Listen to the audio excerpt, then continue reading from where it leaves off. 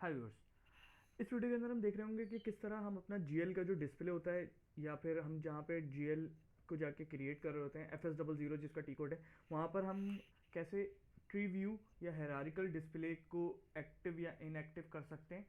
देखें, जब हम FS00 पर जाते हैं तो यहाँ पर हमें इस तरह की स्क्रीन शो होती है जब फर्स्ट टाइम हम लॉगिन कर रहे होते हैं अपना SAP।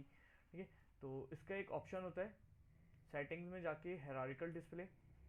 यहाँ पे अगर हम ये देखें, do not display navigation tree के ऊपर रेडियो बटन पे सिलेक्ट हुआ हुआ है।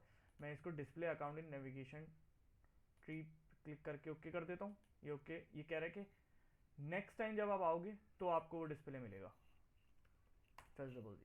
ये देखें, ये मैंने इसका हायरार्किकल डिस्प्ले जो है वो ऑन कर लिया है।